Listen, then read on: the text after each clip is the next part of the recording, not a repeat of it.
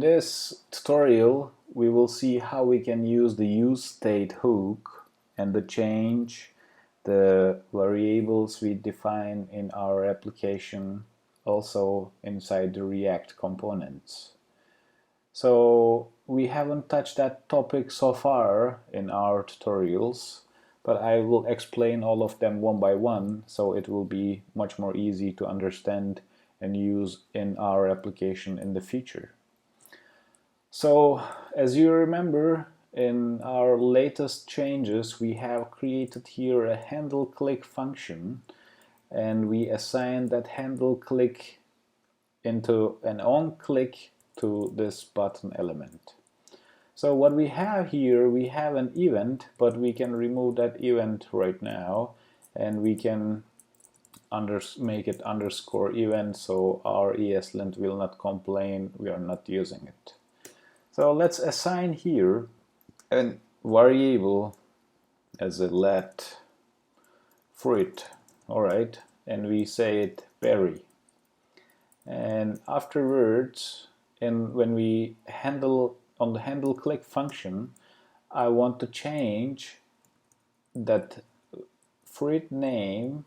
Let me console log this one. I would like to change that fruit name to blueberries. Alright, we can do it like fruit equals blueberries. And I would like to show that here inside the h3 element, and I would like to show that dynamically the fruit value we have defined in our JavaScript code. So when we go that, as you see, we have the berry, and I will open my terminal here. When we click to click me, we see the blueberries came up there. Actually, our variable has been updated into the component, but it didn't change the value when it's rendered, because we're just updating the value, but we are not saying React to re-render the application with the new state. So what we need to do here, we need to use useState hook. So let's make it const,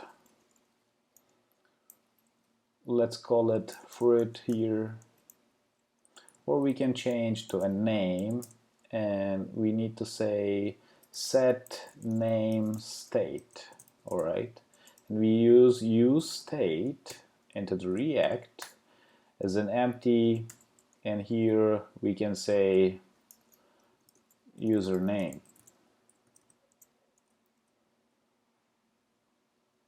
and we can remove this fruit here, and we can say the name is there. So in the HandleClick we are not doing anything, we will just console log the name itself.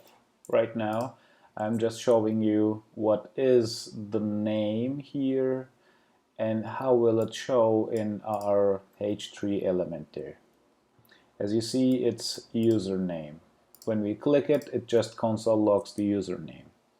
But inside the HandleClick, we need to set a new value of that username. So we can say set name state, and we can say new username. Alright, so I'm clearing the terminal now. When I click, what will happen? It has changed the state. Also, it has updated our UI here, as you can see. It became new username.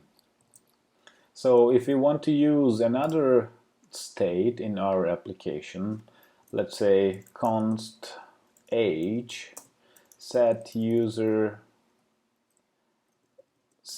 age state, let's say, and we can say use state, and let's make it 10 at the beginning,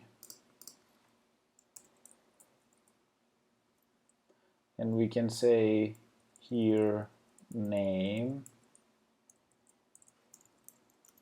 as a name and age as an age. So it will show name and age in our application like this because we initially set our value to 10 at the beginning. We can even make it number. It will be okay. And here on the set age state, we need to define it as set age state 30. So we can also console log age here. We will see the difference here on the terminal as well. So when we click the click me, as you see, our username and 10, they just came along there. And so basically these are the things we need to use for understanding useState, and we can use that in, for example, when we create the contact forms, when we create the sign up page. We will do that in the next lessons, but basically this is how you can use the states and the useState hook in your React application. And you can also see the documentation regarding to that, and it is using the useState with the initial state and dispatches the set state action. So you don't need to know this, but how to use the useState in our components is very important. And so that's it so far. And if you have any questions regarding to that, please write into the comments. And please subscribe for the next lessons as well. And I wish you a happy day and a happy coding. Goodbye.